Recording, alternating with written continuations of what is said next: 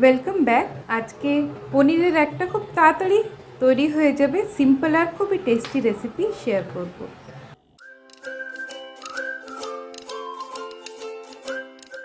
তাই এর জন্য প্রথমেই একটা আমি বড় পেঁয়াজ আর একটা বড় টমেটো এখানে ডুমো ডুমো করে কেটে নিয়েছি। আর নেক্সট এখানে কিছু কাঁচা লঙ্কা ওই 4 টুকরো করে নিয়েছি, আর 6-7 কোয়া রসুন থেতো করে নিয়েছি। আর এখানে এক প্যাকেট পনির, মানে এখানে 200 গ্রাম মতন পনির থাকে, ওটা নিয়েছি। ওটা আমি কাটাকুটি কিছু করিনি। আর বাটিতে একটা মশলা বানিয়ে নিচ্ছি।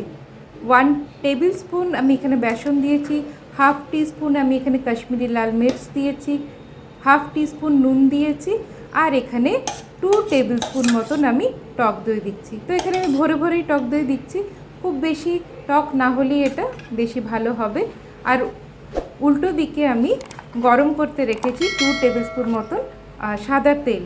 তো প্রথমেই আমি এটা একটু মিশিয়ে নিয়েছি সব কিছু। আর এই যে দেখুন সাদা তেলটা গরম হয়ে গেছে, এটা এর মধ্যে আমি দিয়ে দিলাম।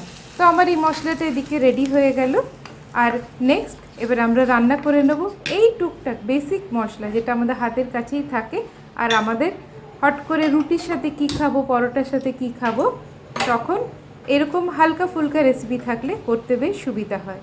আর পনিরের অনেক রকমের রেসিপি আমার একটা প্লেলিস্ট আছে, ওটা আমি ডেসক্রিপশনে দিয়ে দেবো, ওটাও আপনারা চেক করতে পারেন।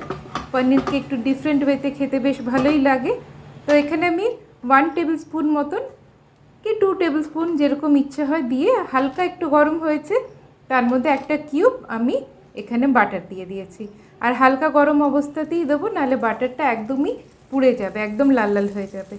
আর এইবারে নেক্সট আমি এখানে মিডিয়াম ফ্লেম করিনি, একদম লো টু মিডিয়ামের মাঝামাঝি রেখেছি।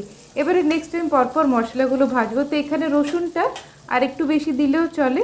তো ফার্স্ট রসুন আর কাঁচা লঙ্কা এটা যেটা আমি রেখেছিলাম ওইটা ফার্স্টে দিয়ে দেবো। তো রসুনের গন্ধ এখানে বেশ ভালোই আসে।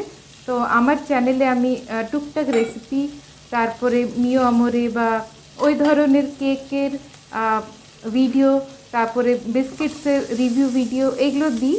তো আশা করি আপনাদের ভালো লাগবে, তার জন্য আমার চ্যানেলকে নিশ্চয়ই সাবস্ক্রাইব করে নেবেন।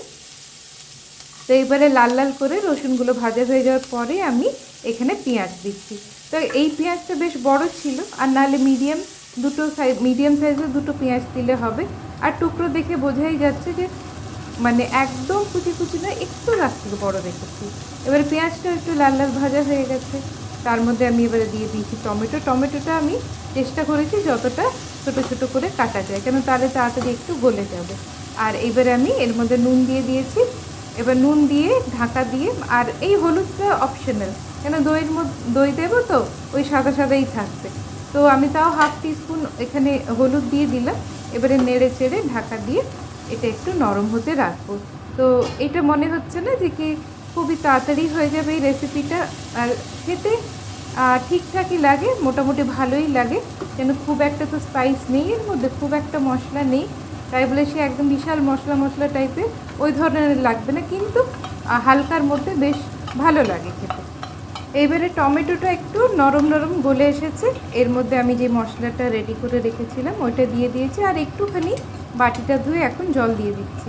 তো এর মধ্যে বেসন আছে, আর আমি যেহেতু গরম তেল ওর মধ্যে দিয়েছিলাম, তো আমি এখানে একটুখানি লবণ আর একটুখানি চিনি, লবণ না দিলেও হবে, কেন অলরেডি মশলার মধ্যে লবণ ছিল, তারপর ভেজেছি। তো এখানে লবণ আমি দিচ্ছি না, আমি অল্প একটু চিনি দিয়ে দিয়েছি, ঠিক আছে। আর যেহেতু বেসনটা মোটামুটি তখন তেলের মধ্যে একটু সাঁতলে গেছিলো, তারপরে এখানে আরেকটু ওই 1-1.5 মিনিট মতন ভাজা ভাজা করে নেবো, যাতে বেসনে যদি একটুখানিও গন্ধ থাকে সেটা চলে যায়। তারপরে আমি এর মধ্যে দিয়ে দিচ্ছি একটু গরম জল, ঠিক আছে। এবার গরম জল দিয়ে একটুখানি এটাকে মাখা মাখা করে নিয়েছি। আর যেইটুকু জল লাগবে, এখানে খুব একটু বেশি নয়, ওই 1 কাপের মতন আমি জল দিয়ে এটা হালকা হালকা ফুটতে থাকবে। তো এইটাই হলো এর মেন মশলা। আর এইবার আমি পনিরটাকে এর মধ্যে হাত দিয়ে স্ক্র্যাম্বল করে দিয়ে দিচ্ছি।